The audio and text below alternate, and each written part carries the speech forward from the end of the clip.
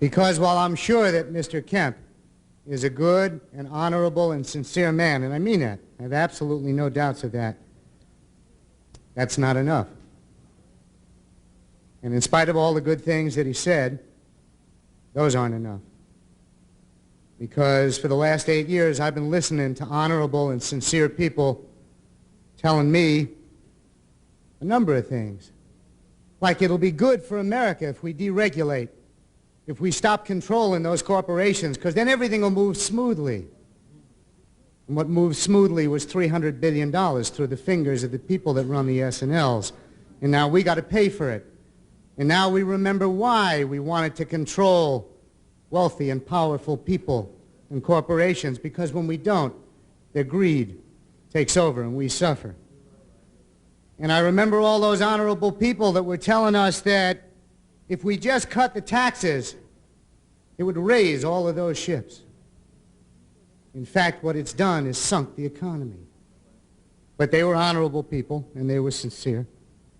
Just as those who told us that if the federal government stopped building housing, the private sector would come running in and they would do it. And I believe that they were sincere. They had to be profoundly ignorant to believe that. But they were sincere, because anybody in their right minds knows that when you talk to realtors and developers, their job is to make money. You make money building condominiums and co-ops and office buildings and shopping malls. You don't make money building affordable housing. So that's why about 40 years ago, the Congress of the United States committed itself to creating decent, safe, and affordable housing for every citizen, and committed the federal government to taking a lead in that, because they figured out 40 years ago that if they didn't do it, nobody would do it. And so that's what's happening. Nobody's doing it. It isn't a mystery why there's millions of people on the street. It isn't a mystery why tens of millions of hard-working people in this country are spending 50, 60, 70% of their income on a place to live, are living double, triple, quadrupled up, are living out of the backs of their cars and in abandoned buildings. It isn't a mystery why kids are going to good schools, getting good educations, coming out and getting good jobs, getting married and moving in with mommy and daddy, because they can't afford a place of their own. That happened because 8 years ago, the federal government took a walk.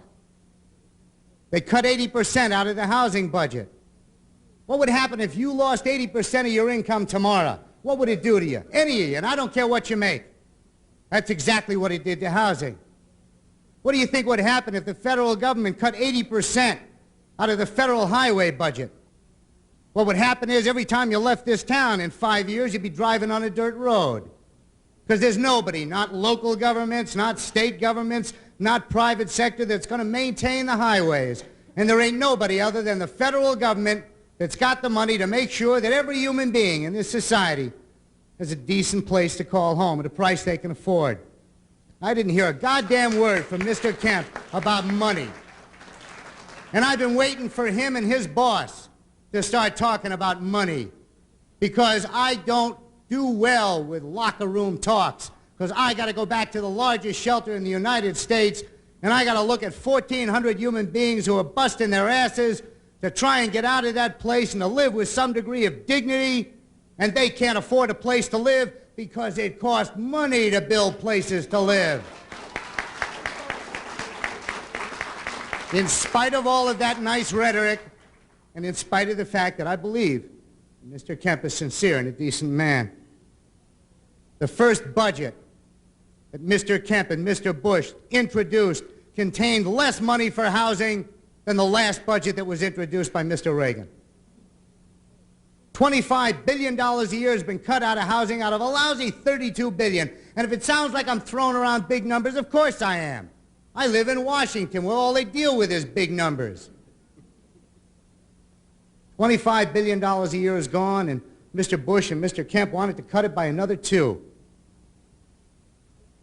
That hasn't happened yet. But what in fact has to happen is they're going to have to put back their money, that money, our money, and they're not going to do that unless we make them do that. That's the way it is.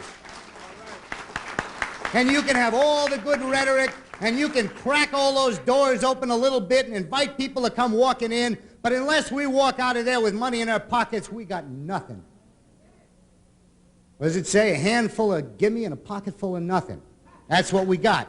And that's what we're going to keep until we cry out so loud and so clearly that even people in Congress and the White House hear us. They hear the S&Ls. They got lobbyists as thick as cockroaches running around that town. They know how to spend money. They send people away to pretty places for the weekend.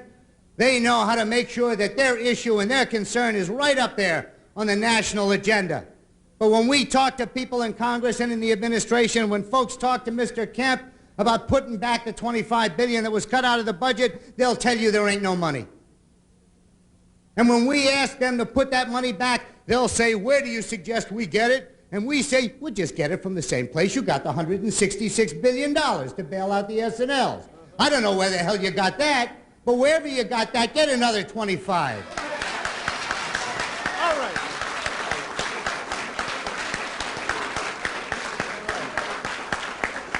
Dr. Lowry and the Southern Christian Leadership Conference has taken a leading and a very powerful role in bringing together hundreds of thousands of people in Washington on the 7th of October because Dr. Lowry and the Southern Christian Leadership Conference from its birth understood that Frederick Douglass knew exactly what he was talking about when he said that power concedes nothing without a demand. It never has, and it never will. Rhetoric we can have all day. Resources we're going to have to fight for. And unless we fight, there's going to be tens of millions of people on the streets. Some of them are going to be you. Some of them are going to be your kids. So what we're talking about is life and death. And what we're talking about is basic, simple justice and decency.